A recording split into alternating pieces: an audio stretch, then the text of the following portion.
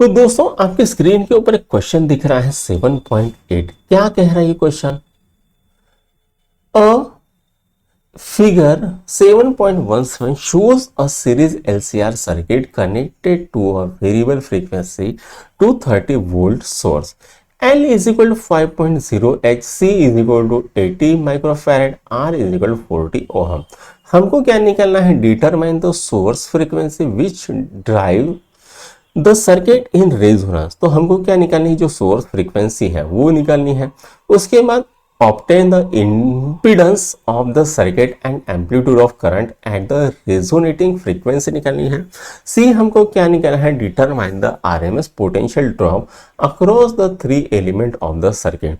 Show that the potential drop across the LC combination is zero at resonating frequency हमको निकालनी है, right.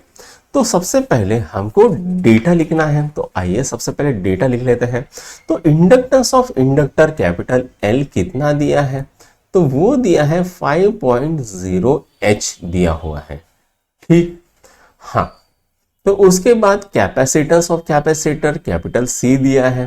कितना दिया है? 80 म्यू एफ दिया है। कितना होता है? 80 इंटू 10⁻⁻6 फैरेड होता है, ठीक है।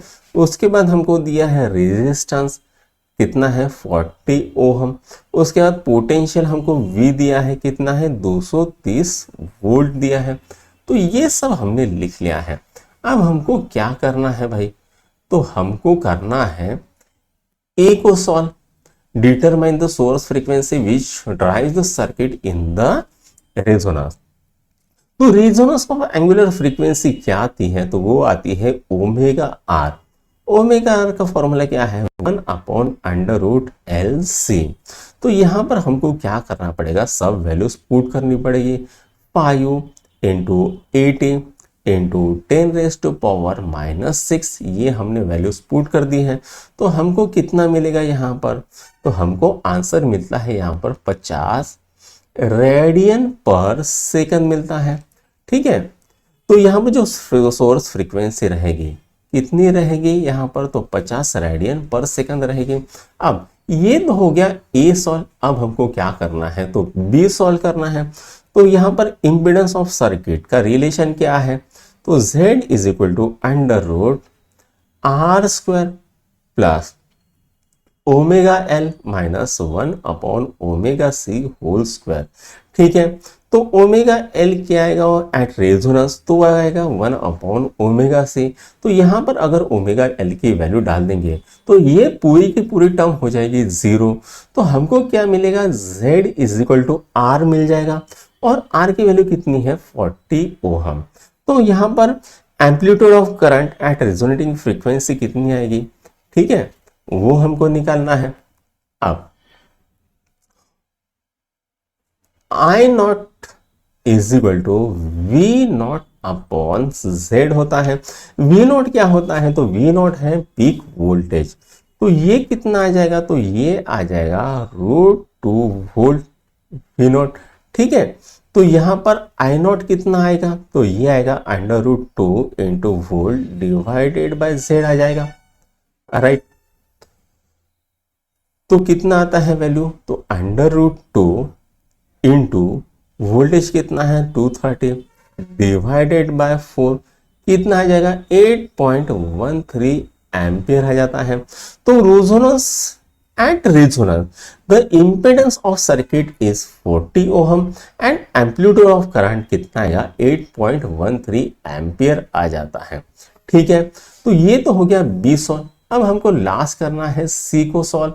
तो आइए सी को भी सॉल्व कर लेते हैं, ठीक है।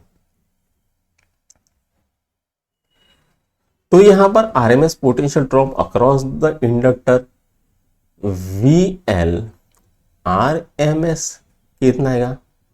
I into omega GL। तो I कितना है? तो I है RMS करंट, ठीक है। और उसकी वैल्यू क्या होती है? तो उसकी वैल्यू होती है I नॉट अपॉन √2 होती है। तो हम क्या करेंगे? यहां पर आई नॉट की वैल्यू डाल देंगे। तो आई नॉट कितना होता है भाई? तो आई नॉट होता है रूट 2v और बाय जेड, ठीक है, रूट 2v बाय जेड।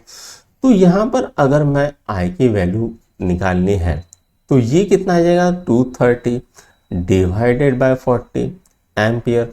उसके बाद हमको क्या निकालना है, तो उसके बाद हमको निकालना है VL/RMS कितना आएगा 230 डिवाइडेड बाय 40 इंटू 50 इंटू 5 कितना आता है 1437.5। अब हमको क्या निकालना है, potential drop across the capacitor निकालना है, तो आइए वो भी निकाल लेते हैं। तो पोटेंशियल ड्रॉप अक्रॉस कैपेसिटर दिया रहेगा VC/RMS से, वो कितना आएगा L इंटू 1/ओमेगा/RC आ जाता है।